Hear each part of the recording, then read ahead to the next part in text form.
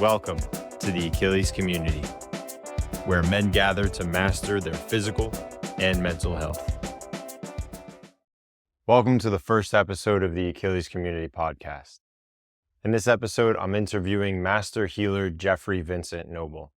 He is the founder of the Noble Touch, a community of healers that I've been a part of for the past 10 years, committed to holistic healing. Master Jeff has dedicated his life to healing as both a teacher and practitioner of pranic healing, NLP, and a multitude of other healing modalities. Interviewing Master Jeff for the first episode of our podcast was a deeply meaningful experience for me because I wouldn't be here without him. He is a dear father, mentor, and friend. In this episode, we discuss Jeff's relationship to being a man in what is a largely women-dominated healing community, his protocol for transcending human ego and living in the divine self, and how he has transformed the obstacles in his life into opportunities. I hope you enjoy our conversation and use the gems in it to benefit your life. For those interested in connecting with or learning more about Jeff and the Noble Touch, please check them out at thenobletouch.com. Master Healer Jeffrey Vincent Noble. So when I started working with you, one of the things that led me into the work that I'm doing now, which is like really focused on really healing with men, is when I started working with you in the Noble Touch, I realized that in a lot of the spaces that we were in, there weren't a lot. And even in the Noble Touch, there have always only been a handful. A lot in the background, but in terms of servicing, only like a couple. So what has your experience? It's my Achilles heel. The men don't come out. So that's really where I want to start the conversation is what has that been like for you as a practitioner in the field as well as a leader in the field? It's been kind of hurtful, actually. I always wanted to have a group of men that would go out there and do this healing in the communities, but the men just don't come out that much. So it's been kind of hurtful. I had to kind of get used to it and just be able to just continue to move through it, because I can get stuck in the fact that where's the man, where's the man, where's the man? And then start, hassling the men to come out, and that's just going to make them not want to come out. So instead, I just invite them, gently to come out. We need your help. We need you to serve. We need you to be an example. And some come out, some still don't come out. I mean, we have more men than most people think that have been certified. But once again, the ones that come out and do the work. Now, they'll say they're doing it on their own, but I don't even know if that's true or not, to tell you the truth. I just know that they don't come out. It used to disturb me a lot more than it does now. And why is it so, why, where is that emotion even coming from? Like, why does it matter to you so much to get men out serving in the way that the Noble Touch does? Manhood, to me, is about serving also. Women are not the only ones that's meant to serve. Men are meant to serve also. So manhood, to me, part of manhood is serving, is being part of the community, as seeing the community grow. And if you're not out there doing it, then, then what are you doing? I'm not trying to be judgmental, but I'm just saying that we need to be seen as much as everybody else is being seen out there. And people have more respect sometimes when they see the men involved in things that are normally, should I say, slated for women, or I think only women do. When men become, and plus it adds a dynamic to it. It adds the balance, it adds the yin and the yang. It adds both the balance to it. With just one energy there all the time, it's not the same time having both. And men can nurture also. This is a belief that men don't know how to nurture. We can't be soft, we can't be gentle, we can't be loving. That's a feminine, female energy that's needed to heal. Everybody doesn't need a female energy to heal. Some people need a kick in the butt. And that's the male energy. So it was hurtful to me because maybe hurtful not the word, disappointing would be a better word. Because I poured into the men a lot also. And I can say though, my greatest joy, I'm not sure if you were there that day it was just all men healers. Were you there that day? Online? No, we were at a fair, only men healers. Oh yeah, we were there, only men healers. There was like 6 of us, and we had a good time. We had a lot of fun. We talked about men, and we had one younger guy there, so it's like we all kind of surrounded him and built him up also. That was probably one of my greatest times healing out of all this time when all the men were together. What do you think makes it difficult, or what are some of the obstacles that prevent men from being involved in healing the way that you would want? Commitment. It's really that simple. You can make any excuse you want to make up, but if you're really committed in something, you'll find a way to do it. So it's the fact that they're not committed. Also, it's more work than they think it's going to be, probably. They think you just wave your hand over someone and they heal, but it's more, doing pranic healing is work. Sometimes it can be an hour and a half on people. And then again, it's the ego that gets involved sometimes. People, they want to be, they don't see themselves serving another male. It's okay to do it in certain situations. Go to a job, you got a male boss, that's okay. But situations like this, sometimes I can tell it's more of an ego thing also, where they don't want to serve under, quote, under another male. But I don't have that kind of attitude. I don't really, to me it's like we. Like I always tell people, the Noble Touch is not about Jeff Noble. How many times have you heard me say that? It's about the healers. So I don't really care about that. I just want men to come with something that we have a place in this transforming of the energy in this planet. That we have a place in a real place and a responsibility to be part of it. And we can't sit back and let someone else do it, and then we complain when stuff doesn't happen. It doesn't work for me. So men don't have, I'm sorry. So to me, men don't really have an excuse, they make an excuse. Have there been, as I'm wondering if, specifically most of the Noble Touch's work is within the Black community.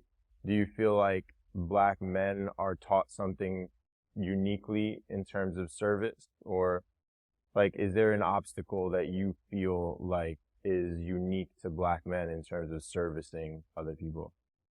Not that I know of. If there is, I'm not aware of it. And is there something in the general mythology of men that were taught to not serve others? I've never been taught not to serve. So I don't know what other people were taught. Okay. I've never been taught not to serve. I've been serving from teaching martial arts and everything else. Yeah, from teaching martial arts and everything else, teaching people how to swim since I was young. So I've always been in service mode. I don't think we didn't call it service then. When I'm teaching martial arts, I didn't say I was serving, being of service. I was just teaching martial arts. When I teach people to swim, I didn't think I'm serving, but once I'm just teaching people how to swim. So I think that I don't know that there is such a thing. I'm not sure. I don't feel there's any limit or any expectation put on you to serve. And as a practitioner through the field of healing and wellness, I would assume that you're one of the only men in the spaces similar to myself. Is that true for your experience as well? In what spaces specifically? Has there been a difference between NLP and pranic healing in terms of gender in the space? There's more. I've seen more men in NLP, definitely. That's in pranic healing, yeah. And so in the spaces of pranic healing where you were the only man, and then also and within the Noble Touch, going out and being the head, one of the head figures of the Noble Touch as a man, and the most of the people within the Noble Touch are women. What has that been like for you in terms of any difficulties that you've had to face? I don't know any difficulties. It's like people coming up and my biggest difficulty is people coming out and showing up and doing the work. That's my biggest difficulty. Other than that, dealing with women, dealing with men, I enjoy a person, period. I'm looking at, there are gender differences, but there's also spiritual commonalities.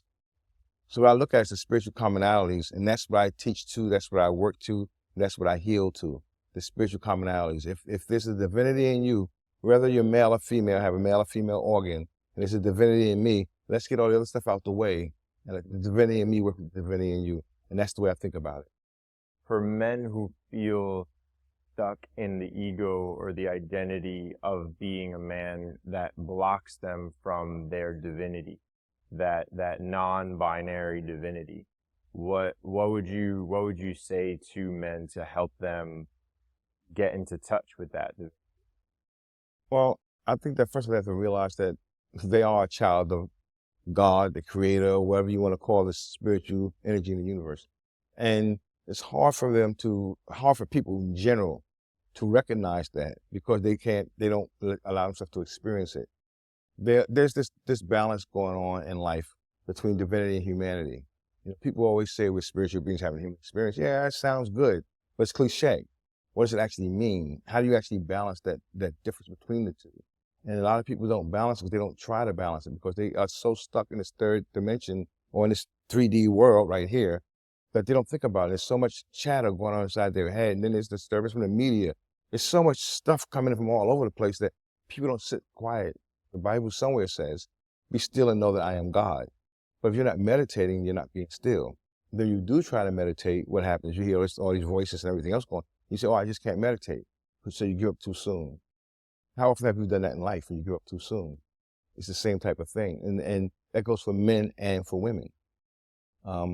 Men may be a little different. They may give up quicker sometimes, but we just have this hardness about us. And it's not just a man. It also depends on the environment the man grew up in also. I grew up in an environment that was very hard. You had to be tough. You had to be strong. You couldn't do anything. You couldn't show any weakness at all. You couldn't cry, anything.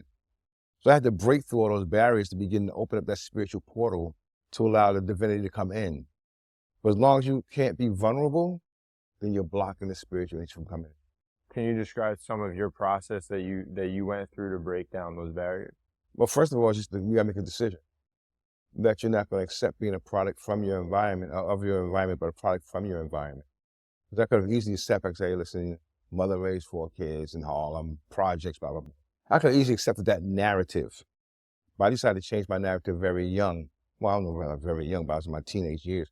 I decided I was not going to be a victim, and I was not going to be have a victim mentality the rest of my life. So I decided to begin to start studying things outside of things that I learned in school. And that's when you start getting into this personal development type things, the self-help type things. All those things that I felt I needed to move me out of my environment, per se. So some of the things you go through, just start taking workshops. Start really being reflective. People always say, I know myself, I know. Very few people know themselves, really know themselves. They may know the surface of themselves, but that dark night of the soul that kicks in sometime, they don't know that until it kicks in. And then they don't know how to handle it, so they go to drugs, alcohol, and everything else to try to handle that dark night of the soul when it kicks in. So for me, it's a matter of being able to just slow down, meditate, do a lot of self-reflection, be honest with yourself, decide to be vulnerable, decide that, you know what? So what if I cry? I don't mean I'm a punk because I know I can fight. You know, I got 100 karate trophies, so I know I can fight. So it's okay for me to cry. You know, and it was hard to get okay to cry because I was raised that you shut up, boy. Shut up. You better not shed one tear. My father used to tell me all the time. So you were afraid to cry. And you grew up that way, and then you have to start saying, you know what? It's hard too. The first time you want to cry, it's like you're scared to cry still, you're still programmed not to cry. So it's hard to break through, but I came through meditation, self-reflection, looking at things and being able to just have compassion for other people also. Compassion for situations that you had nothing to do with, but you can look at something and feel their pain almost.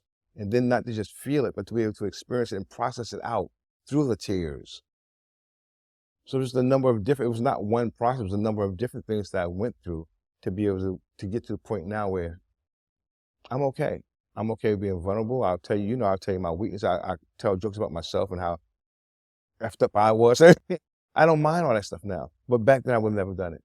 So it's a slow process of getting to know you and getting to know that it's okay to be vulnerable. It's okay to say yes to things and say okay to say no to things, and to know that you're not going to satisfy everybody no matter what you do. Some people are going to like you, some people are not going to like you. I don't care how much you try. There are people who will like you and there are people who won't like you. You guys just say, well, you know what? I'm just going to be myself.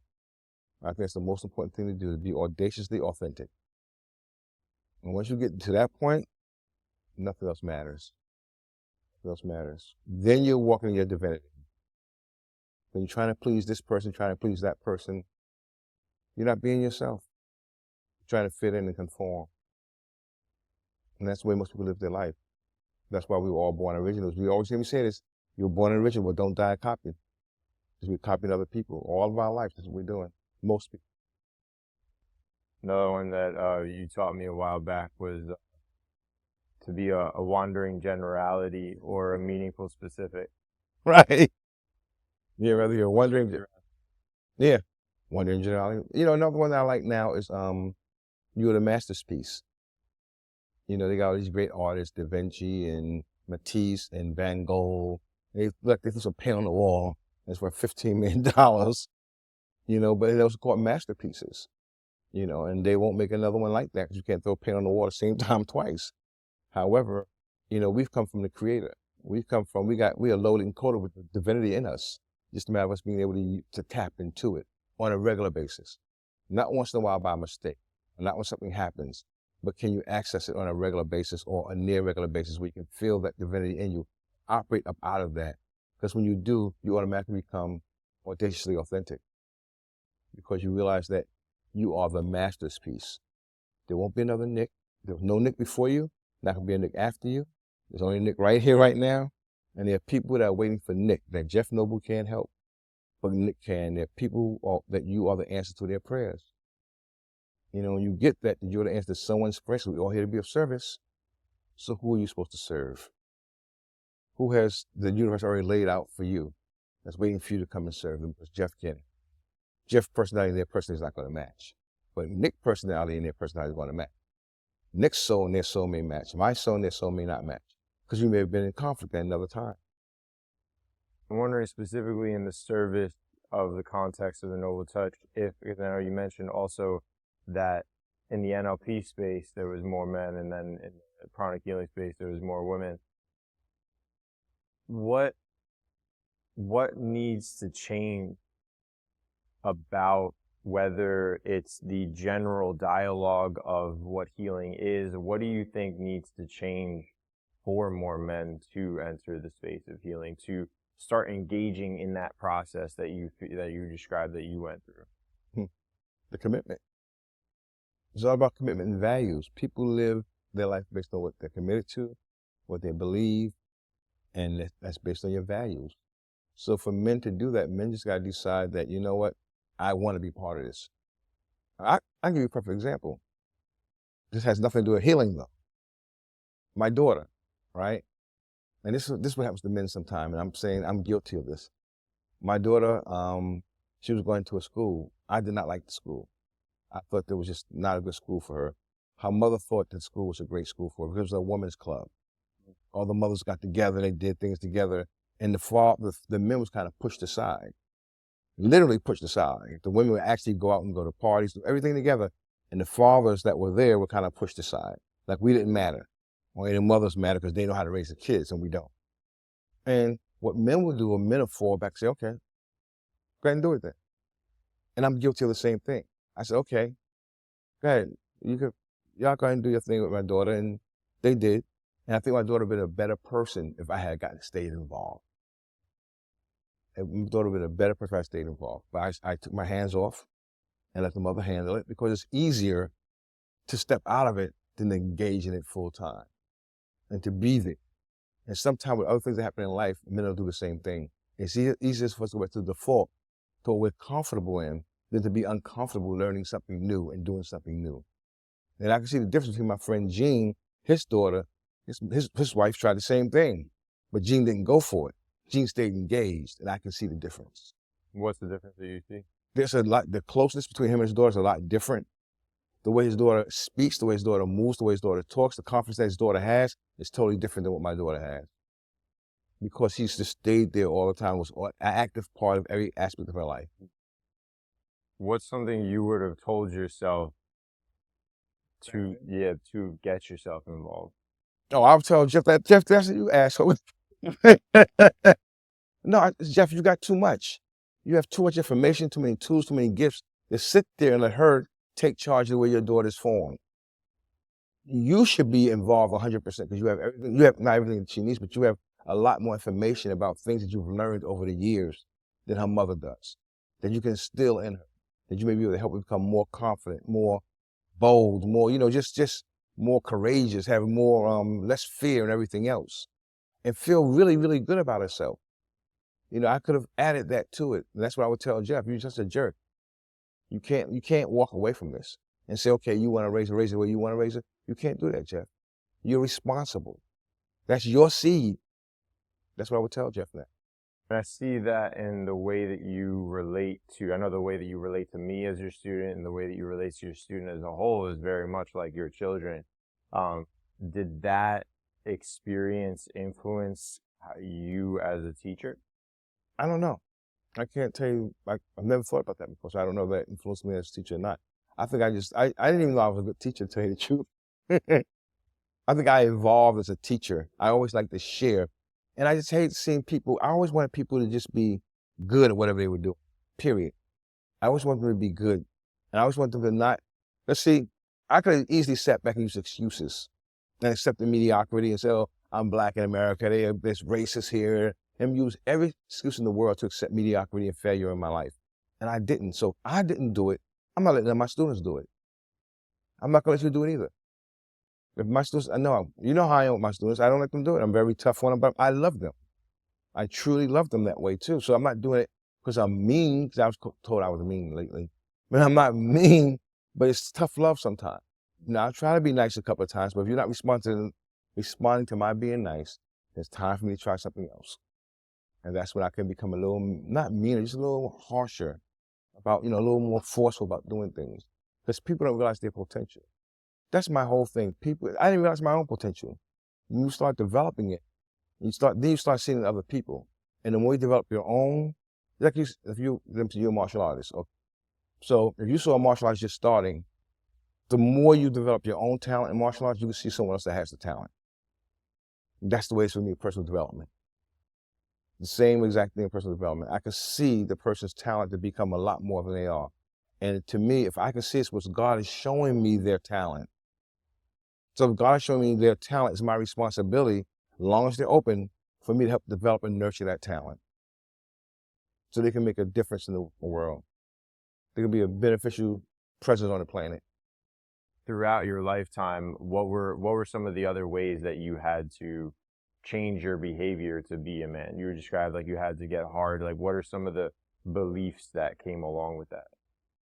The same ones I mentioned. You had to be hard, you had to be tough, you can't cry, you can't show weakness, you can't be afraid, you have to be able to face anything, just go after it. I mean, there are people put guns to my head, one to my chest. One to my chest and one just put his hand on his gun back when I was a kid. And I didn't back down. I was like, what you gonna do? You're gonna shoot me. Cool, right? I'm telling the guy to shoot me, you guys gotta go ahead and shoot me. Because I was, I had to be tough. Look him in the eyes, go ahead and shoot me. I've had that happen twice. Of course, no one ever shot me, thank God. But just that toughness, you gotta show that toughness, because sometimes when you show the toughness, the other person may back down. But then again, they may not back down. So you take a chance when you do that. You don't think you're taking a chance when you're doing it, but you got your friends behind you, so you gotta man up. There's a lot of manning up back then. Now I don't have to man up. If someone came to me now and said people tried to rob me, I used to always fight. No one's ever robbed me. I had to always fight. Because once again, I couldn't show I was a punk. I couldn't show I was afraid. You go to school, you got the bullies. Then you want to fight the biggest bully. If you beat the biggest bully, everybody's gonna leave you alone. And that's happened too. I said, just give me, whoever's the toughest, that's the one I want to fight. Yeah, just give me who's the gang leader? Let me and them fight. So you have to do all those things, but that was just same thing, just toughen up, being, scared as hell, without letting anybody know you're scared. You could not show fear. Fear is a sign of weakness.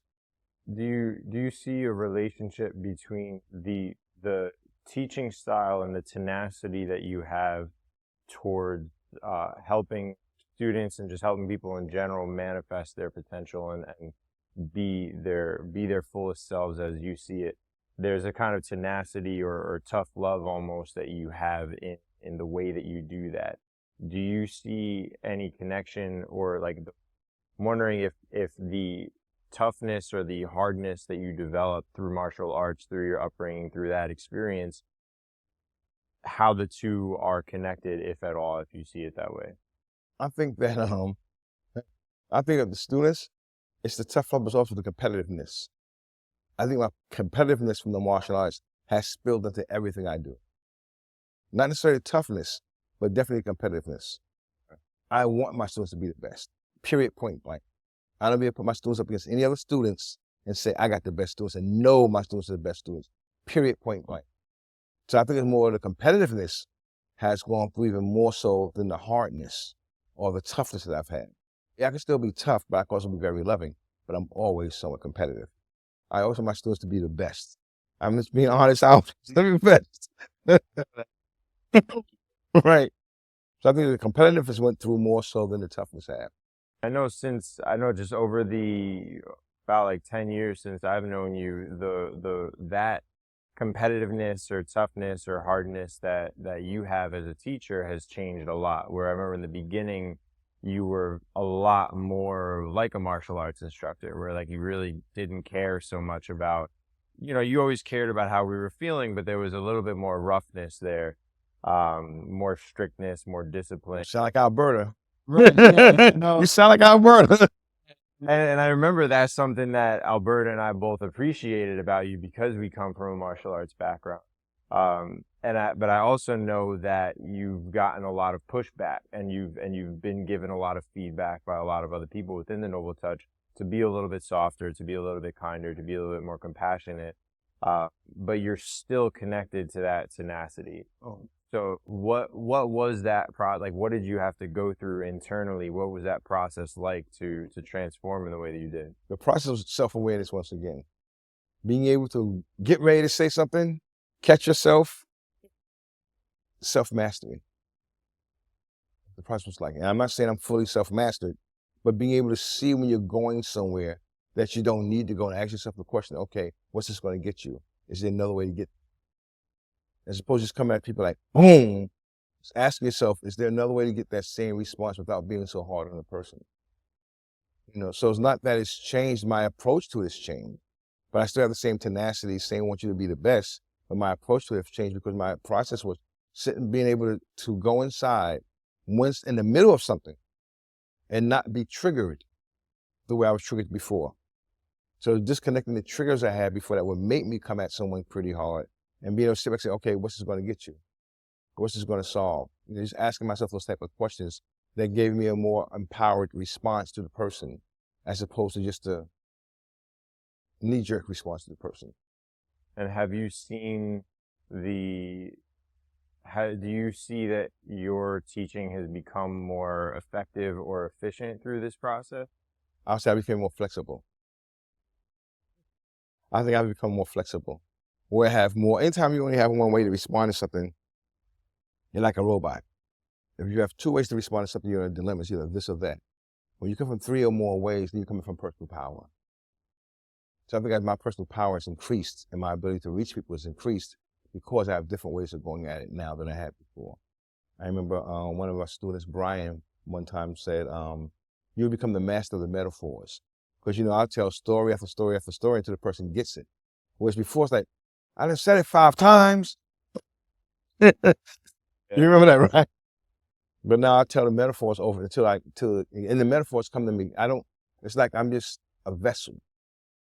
And the stuff comes to me to say to people now that I've opened up instead of being so hard all the time. So people like Alberta accuse me of being softer now than I was before.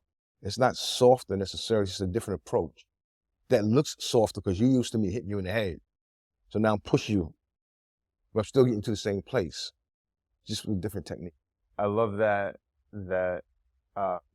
description that it's not necessarily that it may be seen as you're softer, but you're not actually soft there. You're just using a different approach. Can you speak more about that? Because I think the part of the one of the ideas or one of the myths about men is that we have to be hard, that we can't be soft. And in realistically, to protect ourselves, whether the environments we grew up in or the world that we walk through, we do need to be tough. We do need to know how to protect ourselves. But I think you're pointing to or speaking to a really interesting nuance of it's not necessarily about being hard or being soft. It's about achieving your goal or achieving the result. So can you speak to a little bit more about that? Maybe what me speak to about it's the bottom line is results, period, point blank. If you're not getting the results that you want to get, you have to change your approach. Most people don't change their approach. They keep doing the same thing over and over again, expecting different results. For me, I've learned I knew it intellectually, but I didn't embody it. It's one thing to know something intellectually. A lot of people know things intellectually, but do you really embody it where it comes out of your pores, out of your cells when you're actually doing it? And that takes more bringing it from your head into your body. So it becomes a kinesthetic response as opposed to an intellectual response. So to do that once again, you just have to be aware. You have to be aware and take the time and sit down and imagine this happening. Sometimes you have to sit down and just imagine being that way. So you kind of create a future memory.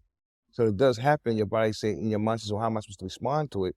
Instead of going back to this old way, the martial arts way, you go to this softer way. Then if that don't work, you say, okay, well, that didn't work. Maybe I might try something in between. If that don't work, I'm going back to my hard way. And just being that flexible, the whole thing is behavioral flexibility. The most powerful people are the people that have the most behavioral flexibility. If you say no to me, how do I get a yes out of you? How does that excite me? So I said, oh, this is going to be fun now. And it's on. Then you have to be flexible about it. Same thing, you changing yourself that way. And you have to be gentle on yourself while you're going through the process. Some people are so self-critical of themselves when they're going through this process. They start to second guess themselves sometimes. Well, should I be doing it this way? Or should I stick to my old way? Just be gentle. To me, everything has to come from a place of love.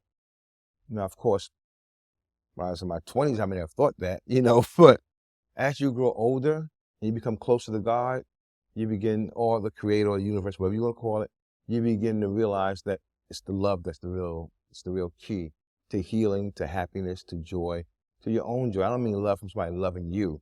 I mean loving yourself and loving the process you're going to become who you're becoming, to be the person you're supposed to be on this planet and bring more light into the world.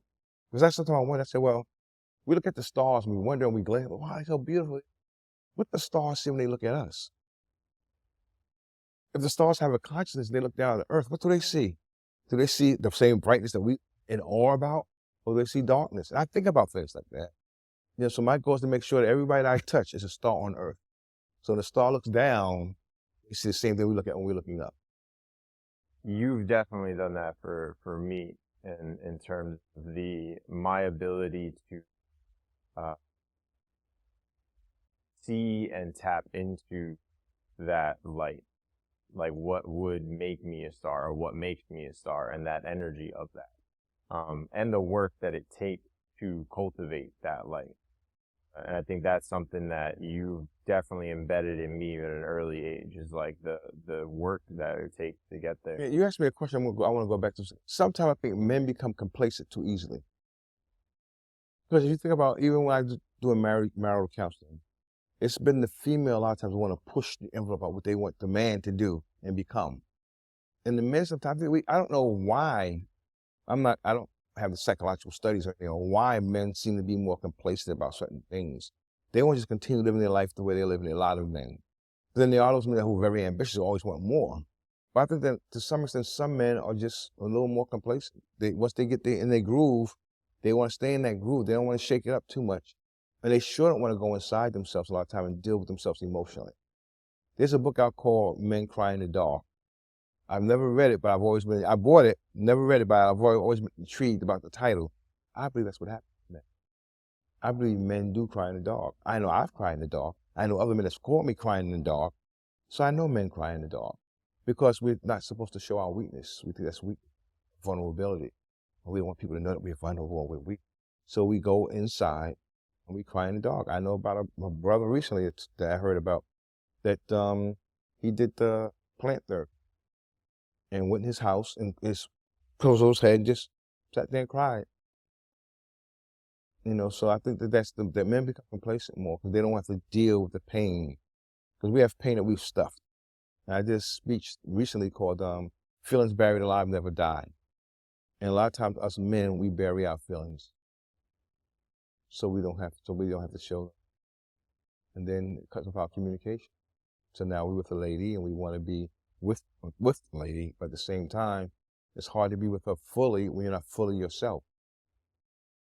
So they're getting, or you may want to be with a guy, today again. So the same thing though. How can you be with them fully if you're not fully yourself? You can't expect unconditional love if you don't unconditionally love yourself. So it all starts with being who you are. And that's the hardest thing, is to be who you are, period, point blank. Everybody's not going to like you. They're not going to like what you do or what you say. And you got to be okay with it.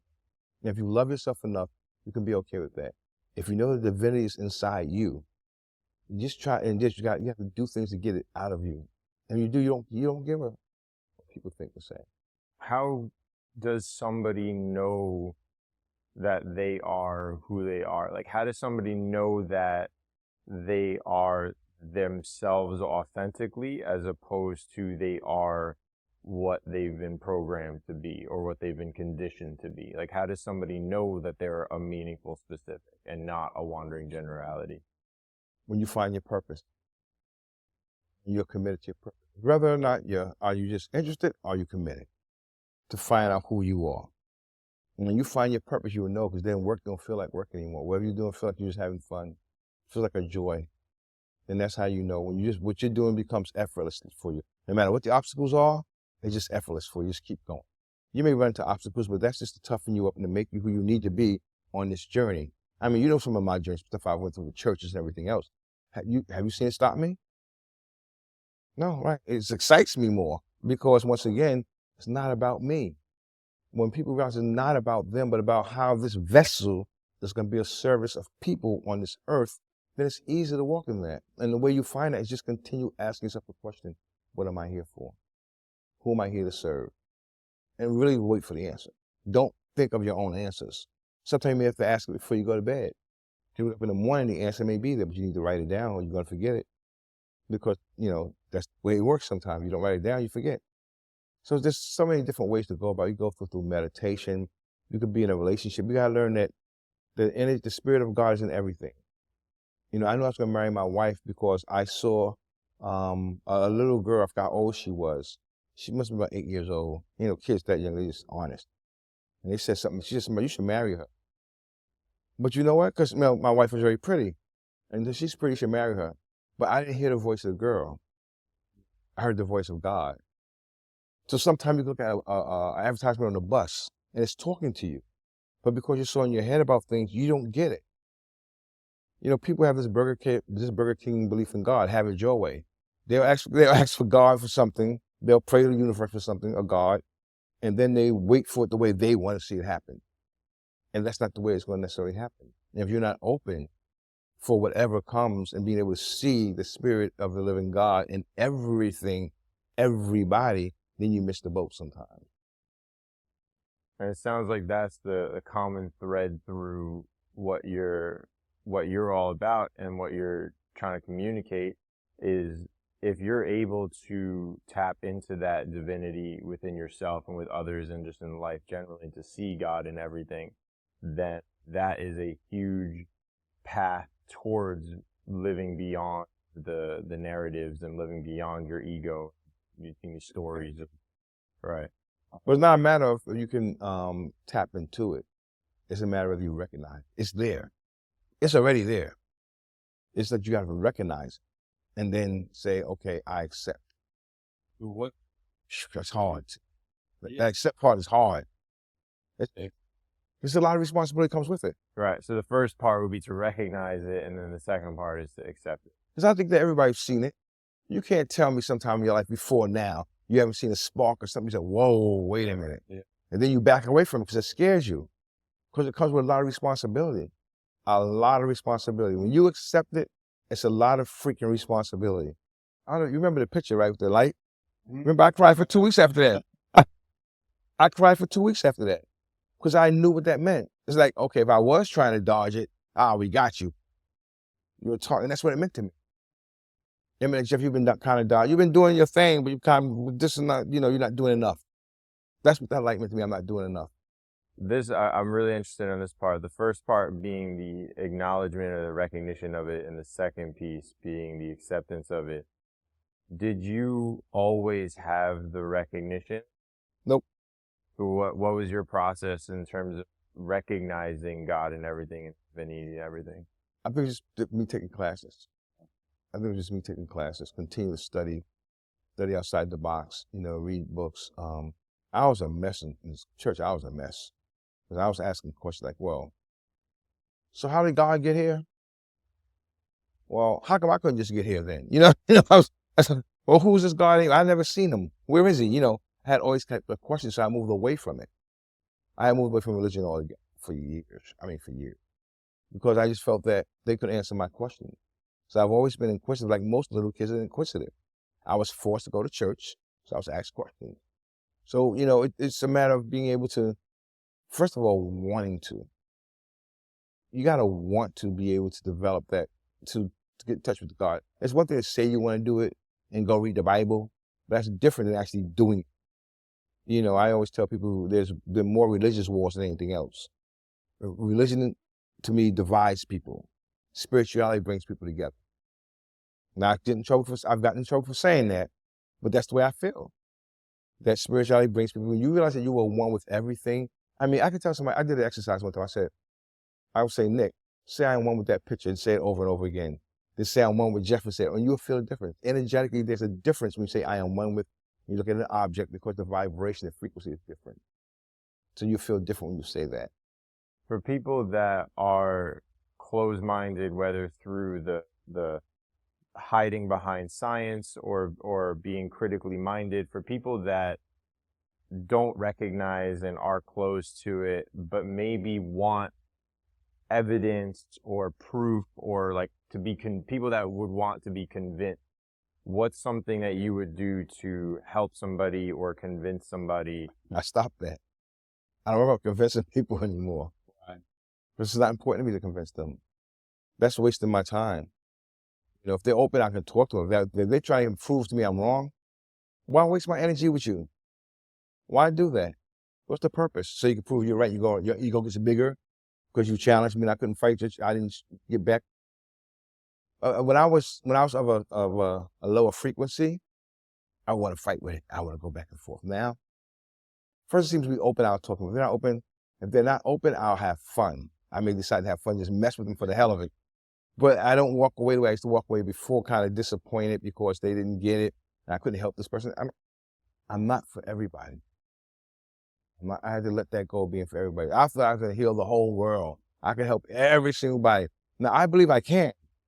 But the reality is I may not be able to help somebody else. You may be able to help them better than I can. And I have to realize that and be open to that possibility instead of thinking that I have to do all the work. That's how I start. I have to do it all. But I have to do that. So I would say if it's someone that's skeptical, that hide behind science, stuff like that, hide behind the science. Go ahead. See what is it getting you?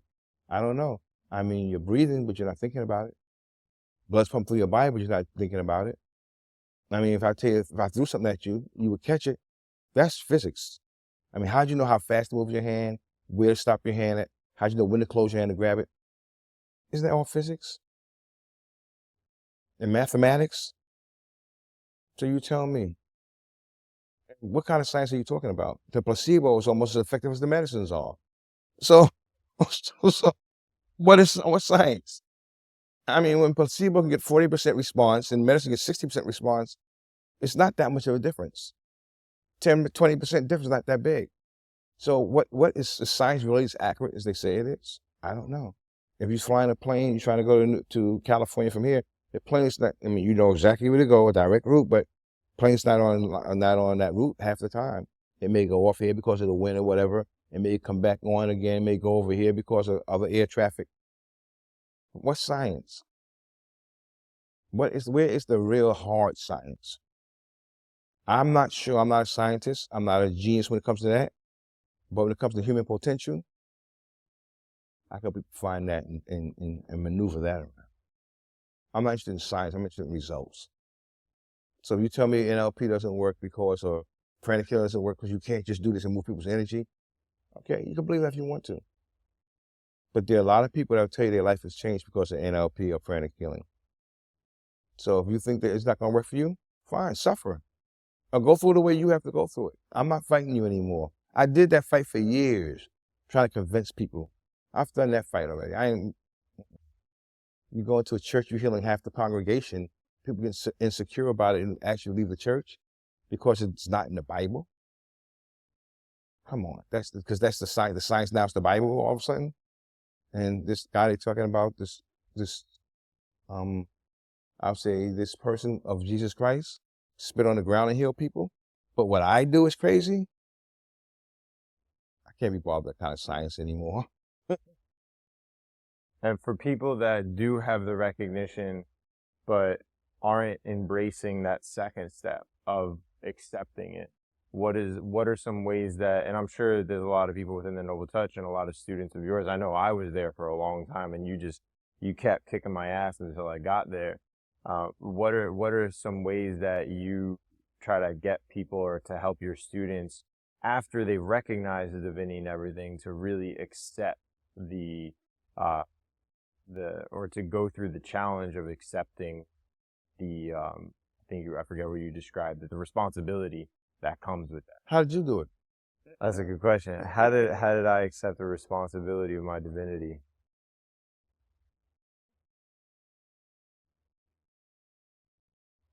I couldn't escape the feeling that came with avoiding it. Like every time, I think through being your student and through having you really on me, and every time I would behave in a way that didn't accept or didn't live in my divinity, you would always remind me, you'd always say something about that. And that ingrained those moments in me, and it felt it felt like a dishonoring of myself. It felt like a dishonoring of what I now recognize as ancestors and spirits and all of these other entities and beings. And yeah, so the acceptance of it for me, I guess, became I can't really, that's really the best way of describing it for me is I recognize that there was an honor to the experience that I wanted to respect. And that every time I felt like I disrespected it, and I guess maybe that comes from like my martial arts background or my Italian background of family and respect being the idea of respect and the practice of respect was embedded in me at a very young age, to recognize when there is a higher power or a higher authority or something or someone above you. And I think a lot of these words get, you know, kind of tainted in Above. yeah, a lot of these words get tainted, but that's really what it comes down to for me, is this idea of respect and the recognition of what respect is and who deserves it. And you know, what worked for you may not work for somebody else. So you asked me to give you how you do that. There is no one way of how I do it. It depends on the individual. It really does. So I don't have a form. I don't have a template of how to do it. As a matter of fact, sometimes I don't even know how I'm going to do it. I just go with whatever's coming through me at that time. And like you said, sometimes I can be real tough, sometimes I can be loving, sometimes I can be in between. Sometimes I say, Nick, you talk to them. You know, because they may hear it different from you than they're hearing it from me, from a fellow student, from a peer. They hear it from me as the teacher. So there's no one way. There's no template for it. You try to create a template, you're not going to fit everybody into that template. If you're flexible, you'll reach more people. Template going to reach only those people who fit into that narrow box you've created. But if you just be open to the flexibility and know that the gift in you will recognize and awaken the gift in them, then you'll reach more people. So if the first one is a recognition of the divinity, and the second step is the acceptance of that divinity within yourself, is there a third step? Is there a third one after that? You got to take action. They got to find a way that you have to be of service. I think everybody's purpose on the planet Earth, this is just Jeff Noble's theory, is that's to be of service. The question is how? What did you come to this earth loaded and coated with to share that you've been holding them back? You haven't pulled the trigger on yet. You haven't birthed yet. You know, we talk about the physical birth, there's also a mental birth also. When we have these ideas that's birthed in our mind, but we don't bring them to fruition, they don't go the whole 9 months, they don't go the whole year. They just kind of die somewhere along the way because of past conditioning or the fear of the unknown, the fear of success, the fear of rejection, the fear of not being good enough, not being smart enough, being black, the fear of that, I'm a black guy, it can't happen. Instead of looking at black as a way to create an environment for people to remember you, you create a black as an excuse to accept failure. And I'll give you a live example of that. When I started my first company, Quavers Press, I was 24 years old, had $400. And I worked for an all-white company before that. And I did really great with the all-white company. I had everything I ever dreamed of. I'm a boy from Harlem. I had everything I ever dreamed of. And then when I started on my own, I lost everything. So I went to the same clients of mine who were all white and worked for Fortune 100 companies and said, I'm starting my own business. Will you guys support me? They all said yes. So I think I got it made, right? I'm doing millions of dollars worth of business for this all white company. And now I'm saying, I'm starting my own company. Are you guys going to come? They say yes. None of them did. And that's how I'm losing everything I had. Because they made me these promises and they didn't answer phone calls or nothing. I would go into the office. I couldn't get past the secretary. It was really a bad time for me. It was a dark night of the soul. All right. But I said, okay, Jeff, so what you going to do? So what now what? What you going to do about it? And then I said, well, I started using black as the shield, because I'm black. Say this because I'm black, and that's why they did that to me, blah, blah, blah. And whether that's true or not, doesn't matter. The reality is, how am I going to respond to it? And that's where people get lost at. Oh, I'm black, so that happened to me. They only did because I'm black. They're prejudiced. They didn't want me having my own business. But if they're okay as long as I was working for a white company, but then I'm going to be my own boss, and they're older than me, like, well, I'm not support this little black kid. All that, it goes through your head. So I said, okay, so they're not going to deal with me. What are you going to do about it? So then I decided I'm going to go out there. And at first I put my name on my cards, Jeffrey Noble, president. I was so proud, Jeffrey Noble, president, Quavers Press. And I would go out, I would get, I caught somebody so much older than me. And they say, how old are you, son? It's the kind of question they would ask me. So I went home and took my card, printed some more cards with my name without president on it, as if I was a salesperson. So that's how I got a way around that. And then once in a while, they say, well, who owns Quavers Press? Because when they talked to me, they knew I knew what I was talking about. So it's like, well, who really owns it? And I said, I own it. And they'll say, you own it, or are you fronting for someone? I'll say, well, how do you know that someone is fronting? I said, let me give you a lesson. I was kind of cocky back then. If you really want to know who owns the company, check out who's signing the checks. That's how you know who owns the company. Black or white, doesn't matter. Check out who's signing the checks. But anyway, what I did was I started saying, well, how am I going to make these people remember me? They see thousands of vendors per day. So I use being black as the way to make people remind me. So I use it to my advantage. I call them again. This is Jeff Noble from Quavers Press. I don't remember Quavers Press. Yeah, I'm the young black guy that came in to see you. Oh, yeah. So instead of using it as a crutch, I use it as a vehicle. Take me where I want to go faster. And then people remembered me. Whether they did business with me or not was one thing, but at least they remembered who I was in this whole scheme of all the vendors. Because sometimes they see 8 people a day. So in a week you're seeing 40 people, 30 people, whatever it is, 10 people even. You're not going to remember who everybody is unless they make an impression. I use my color to make the impression.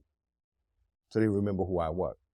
So you can use black as an excuse or use black as a reason or an asset. You use it as a liability or an asset. And I chose to use it as an asset. And through life, you got to find out how to use everything as an asset. If you now accept the responsibility, recognize and accept the responsibility, now how are you going to bring that into the world? I mean, there are not too many black men that own an organization that's doing this kind of healing, period. That's an asset. I can sit back and say, well, I'm going to push everybody else out in front and I'm going to stay back. I want them to know. And to some extent, I do that, but not because I don't want them to know, but because I'm preparing for the next generation. I'm preparing for when I leave, or at least I don't want to do it anymore. They know Leslie. They know Yolanda. They know Elise. They know the people that's out there. It's unfortunate I don't have a guy. I would have much rather the guy, to tell you the truth, at least a guy be in the mix. I was looking at you and Kadeem at one time, but y'all did your own thing, which is also an honor. To have my students out there doing their own thing, that's huge. That means more Jeffs, more stuff being spreaded. In the field, that's a little part of that. It humbles me. To know some of the things that you're doing, that other people, Brandon's doing, or other people are doing, it's because of things. And even Stacy, I heard she was teaching the other day, and you can just hear. I wasn't here, but I heard that you can see everything I taught her, she was doing in the class. So then I'm doing my job. I'm being of service. I'm creating other little lights to go out there and make bigger lights. So the whole thing is, once you know what it is, you got to take responsibility and make it happen. You guys have to be an asset for you guys to say, how do I serve? How do I serve in a big way? How to make a difference? And then you don't know how to do it. You don't need to know how. You got to know why. And how to take care of itself. If you know why, what's your big why? how to take care of yourself. Just think about, just focus on why you want to do it, and get that emotion in your body why you want to do it, and that emotion will take you everywhere you need to go, including over the obstacles. But the why has to be big enough. It can't be a why and then be like, well, I was gonna get a loan and the money didn't come through. I mean, think about it. Maybe you knew this, maybe you didn't. We had a $5,000 grant from a politician. They took it back. That money was already spent. I went out there and purchased things based on that money. They took it back. So what now? What you gonna do about it? You gonna sit around and cry? You go out there and hustle. Yeah, hustle. Get the money in some other kind of way for that. Don't make excuses. Make a way to do it. A lot of people make excuses. That's the biggest. One of the biggest diseases known to man. And I remember I used to have it. I went to the doctor and they gave me this full examination, a blood test. But once they did the the brain scan, they found out what it was, and that was excusitis. I had excusitis. I had excuses for everything, and I can always, you can always hide behind the black people too. You always hide behind being black because you're being black. Easy to hide behind. That's you want. Like I said, we're all spiritual beings having human experience. I have to fall into this black body. But hey, if I cut you, you're gonna bleed red. I'm gonna bleed red. So the way to do it, to go back for about the fourth time now, is to take responsibility and just begin to search for what do you love doing? What do you really love doing so much you would do it for free? When you get paid for it, it's a bonus. That's probably it. It's to serve. And sometimes it's not about making money. It could be being a great parent. It could be being a great, spouse for someone who is serving. Anyone that's serving at a certain level, to me, having a spouse that really supports them and understand what they're going through to some extent is definitely an asset. If you have a spouse that don't understand what you're doing, you understand how many times you hit your head against the wall or against these ceilings, how many obstacles you run into every day, how much self-doubt you may creep into you. Sometimes you just need them to say, hey, we got this. And a lot of people, and those things, they're little things, but they're so important to someone that's out there doing the work. Even if they're not doing this work, but doing whatever work they're doing, it's very important to have that support system, especially in your home. Especially when you're out serving others, because all the focus is on other people. Right. So to have somebody to have your back and support you while you're supporting others is nothing more than to be able, because when I do workshops sometimes, it's like you pour it all, because you teach, pour it all out. And you go back, and you feel yourself start coming down. There's nothing better than being able to come home or go somewhere where you can feel like you're being nurtured back to life. What you gave out is being back into you by each other without them losing anything on their own. If they're a blessing to you, they're going to be a blessed because they're blessing you. I can see so much of the work, the path that I'm on and the way that I'm on it. It really didn't even occur to me until this conversation that so much of the clarity of my path and my vision came from you standing in your divinity so clearly. Like these ideas of, if I'm healing, I'm not as much of a man. If I'm serving, I'm not as much a man, or all of these ways, or even crying, like seeing you cry. You're definitely, like, off the top of my head, you're one of the very few men that I've seen cry just so easily and so effortlessly. I appreciate having you as a mentor and as a role model for all of these years. Thank you. You came to us and you created my first dilemma. You didn't know that, but you created my first dilemma. Because when I started doing the healing, I never thought of a white person being involved. And the reason why I never thought of that was because every place I went, I was the only black person. So I'm like, well, they got their thing. Where the black folks at? So that created that need for me to make sure I had a black group of healers. Not out of me just wanting to be, but because I never seen us here. And I didn't feel comfortable there because I wasn't always accepted there. So I wanted to create a space where we can all be, where black folks will be accepted in the healing circle. So you came to me and you said that you wanted to train with me, and I remember saying to you, our class was full. And I said to you, well, it's training in New Jersey. You said, no, I want to train with you. And I said, well, then I think I said 2 or 3 times, there's a training come up in New Jersey. You go, no, I want to train with you. I said, but the masters are teaching over there. No, I want to train with you. So finally the space came open. It's like, okay, Jeff, now God is trying to tell you something. This is my first dilemma, because now I had to really think about breaking what I thought I was creating. I know you didn't know this, but I didn't know it. I had to think about breaking what I thought I was creating. And that's what I mean, being able to see God in everything. The feeling is that big, and we're all one and all that other kind of stuff. Then Jeff, what are you doing? If you deny him the ability to come in and work with you, God, then you're saying, oh yeah, almost all of us are one, unless you don't look like us. So I went through that dilemma. But then I said, you know what? Okay, God, I got you. This is we are one. Not me saying just all us white folks and that's it. And then you came in, and you were a blessing to the Noble Touch as you came in. And I was proud to have you as part of the Noble Touch. But that's the dilemma I went through to begin with. I had to hear God in all this, and not my ego. See, my ego would have kept it all black. And now I've let you in. And made any excuse in the world not to let you in. Because I didn't have to call you and say, hey, listen, there's a space available. I'll tell you that. But once again, because I'm listening. So I'm looking for the guidance. I'm looking for the God in me to tell me what to do. I'm looking at all that stuff, and I'm saying, it was really a dilemma for me. Not because you were white, but because I just thought I was going to create a all black environment where they could feel comfortable, because I didn't feel comfortable. In Prayer and Killing, I didn't feel comfortable. In LP, I didn't feel comfortable. They would go to lunch and everybody would go out and Jeff by himself. Or they would say, you get in the teams, break up, get a partner. Nobody would pick me. I went through that for years. So I was saying, if I ever do anything, black group of people, we're going to be together. They're going to feel like this family instead of feel like they left out all the time. I don't want anyone to go through what I went through. And I tell y'all that all the time. I don't want anybody to go through what I went through. And then God said, ha, ha, ha, ha. You got jokes, Jeff. This is bigger than you. It's not about you and your little small way of looking at things. Because that's what it was, a small way of looking at things. He said, nope. I'm going to say Nick. Like St. Nicholas. Remember him? And I had to go for that dilemma. And now it's like, since you broke the color barrier, I don't have to go for that anymore. I went through that with you, I don't have to go for that anymore.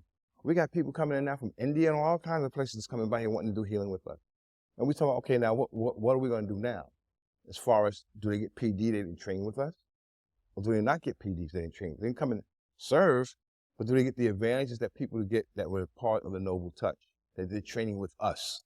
Not training with Master Cole, and then you getting the PDs and everything else. So, and that's what we're working through now. Because what's happening is that people are starting to come. Didn't train with us. We got a guy here from London. Comes every Wednesday night now. Thank you for that. I didn't know that. I appreciate that. And I think that it's a testament to what you've been describing all along, that throughout your life you had to break down these barriers between the barriers of your ego. Exactly. Keeping you from your divinity, from accepting it and recognizing. Yeah. Because you remember, you came going through only a white guy. Okay. Right. But yeah, I went through that. I went through that whole dilemma thing. Especially you caused the first dilemma. But once I had to get my ego out the way, get my smaller self, the little G God in me out the way, so I can experience a bigger God by allowing this to be everyone. And Richard Bailey used to tell me that anyway. So I told him I want to learn NLP, take it back to my community. In his quotes, he always says it's for everybody. Although that didn't come in my mind at that time, otherwise I probably would have been easier. But I just said I had to really talk to God about what I was feeling. Even when I had to get rid of people. That was hard for me. That was really, really, really hard for me. I mean, I cry over stuff sometimes, as you know. I cry over stuff. I just don't, I want everyone to want to be part, and I want them to be part. I don't want to have to say, listen, you don't fit well, but sometimes you got to make those tough decisions. I mean, I've learned so much. as far as being a leader in this capacity. I really have. It's been a wonderful, wonderful journey. Been trying sometimes, it's been hard sometimes. The times you want to quit and you say, let me focus on just building Jeff Noble, the therapist, and to forget about this Noble Touch stuff, because I can make more money just being myself, not worrying about everybody else. But I mean, I can do it. You can do whatever you want. You have free will, but it's not in God's will for me to do that. We just starting now. We're finally on a tarmac. You remember, we didn't have a place. I mean, you've seen the growth of Noble Touch. And now look at it. We're shooting in our place. Yeah, that's a blessing. So, absolutely.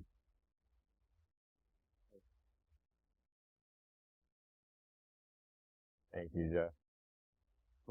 Yeah, and that's why it was definitely necessary and essential for me to do this with you, to have the first conversation with you here, because I definitely would not be where I am doing what I am without you. And without you, I would not be doing what I'm doing because remember, my mind was set. I don't want to be when everybody feel what I felt. And that's where I was when you came. And but you just and see, I also knew that God was using you. Because most people, if you say no the first time, and no the second time, and no the third time, they're gonna go away. You didn't go away. You just kept asking again and again and again. So I said, okay, that's God wants to do. I'm not listening. Then I heard maybe the third time we started talking about it, I said, maybe something opening up. I think that's the time I really heard God and you speaking to me about wanting to be there. The first time I didn't hear it, I was like, I really want to circle into that back to, I know you said it before, but I feel like this piece is so important. I really want to highlight this for people that may be struggling to see the divinity or hear the divinity in themselves, in others, for not for the people that are closed off to it, for the people that really are open and trying and curious.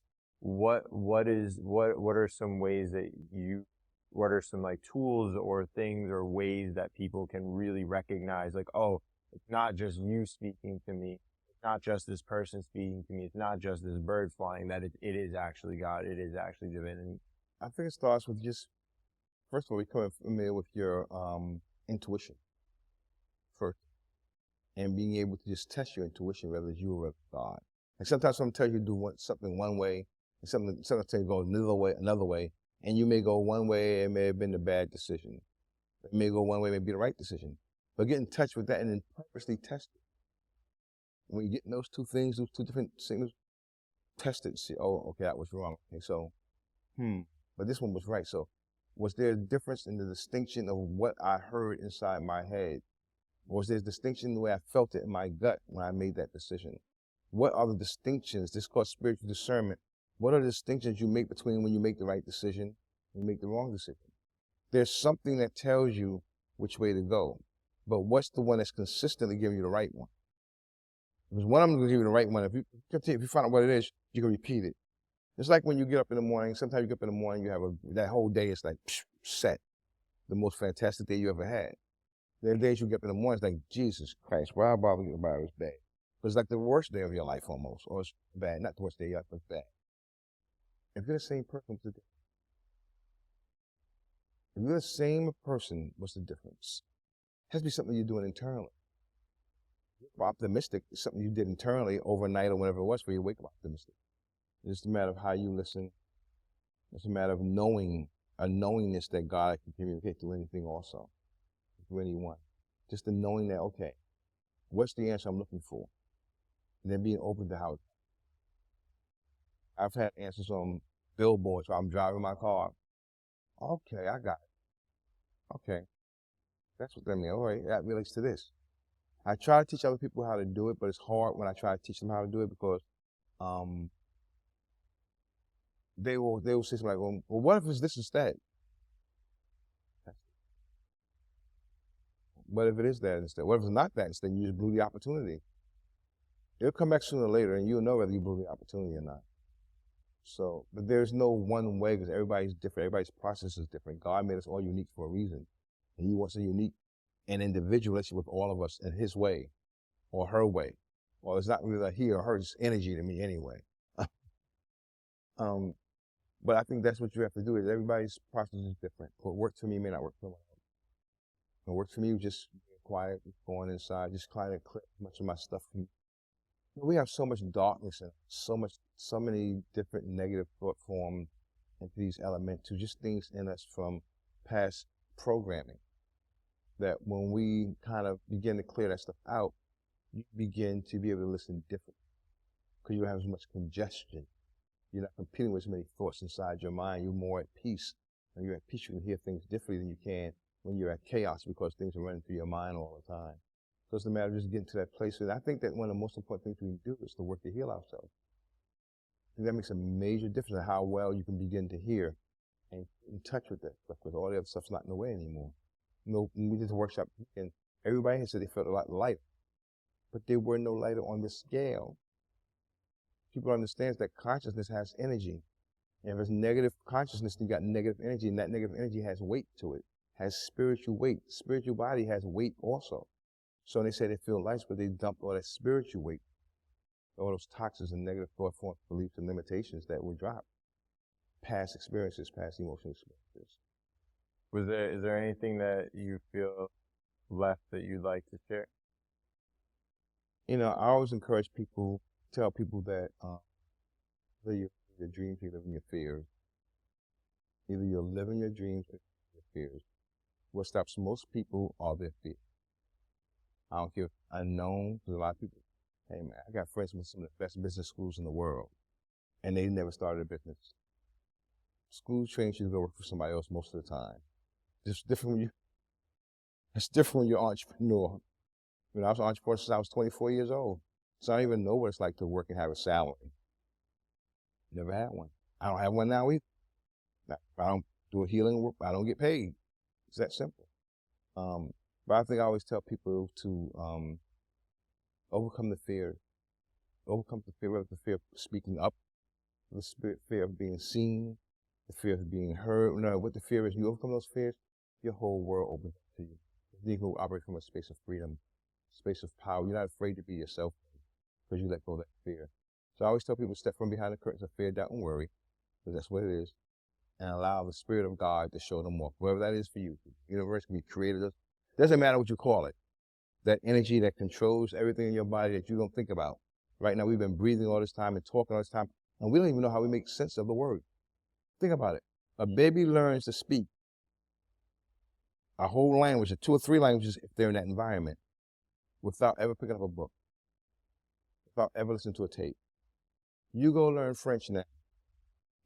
The books, tapes, everything else. So I tell people all the time, step from behind the curtains of fear, doubt, and worry, and just let God show you off.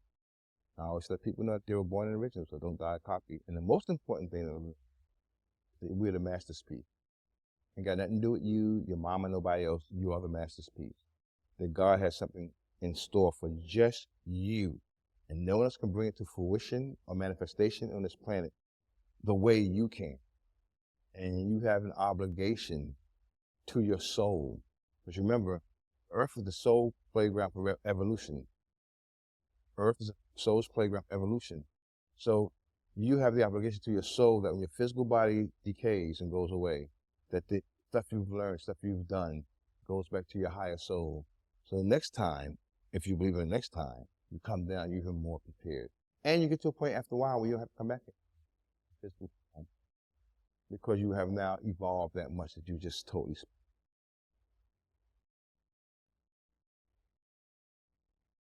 Somebody said to me the other day, I said, oh. We were in a workshop the other day, and I said to this woman, I said, we're talking about goal setting. I said, how many of you have been on vacation? Everybody raised their hand. I said, how long have you been planning your vacation? 4 days, a week, whatever. I said, okay. So in other words, you spend more time planning your vacation than planning your life. Because most people don't plan, they spend time planning vacations, but they never sit down and really plan their life the same way. So your vacation is short-term pleasure is more important than long-term gain. So I'm just encouraging people to set goals and go for it. What I appreciate about this conversation is, and one of the challenges of, not necessarily challenges, but one of the obstacles that I'm trying to figure out with this podcast is to talk about the limitations that men experience and the obstacles and challenges that men experience, but then also to move beyond them. Or they are self-created. What do you consider an obstacle that men run into?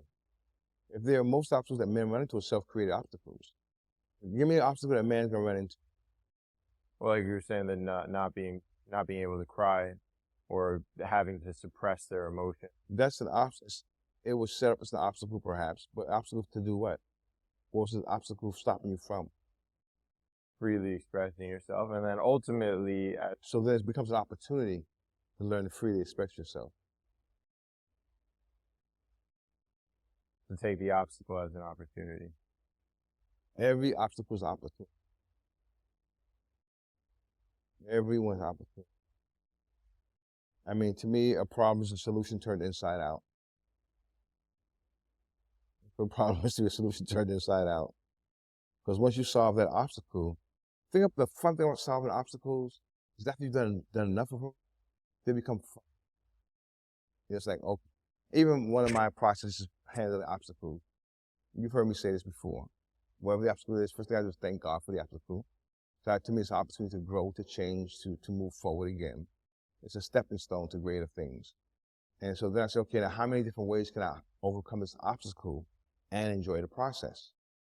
And usually because I'm silly now and because I've overcome so many obstacles, I'll go to what I think is not going to work. And that's the one I'll do first, just for the fun of it. If I think something's going to definitely work, it's too easy. I've been through so many obstacles now that it's like, okay, this probably won't work. Let me try this first. Then if it don't work, say, okay, go to the next one. We'll go to the next one. And it depends on how much time I have to solve the obstacle also. If it's a shorter period of time, I may not go to the one I think won't work. I may go straight to when it's going to work. If I have a little wiggle room, I'm going to definitely try the one I think won't work first.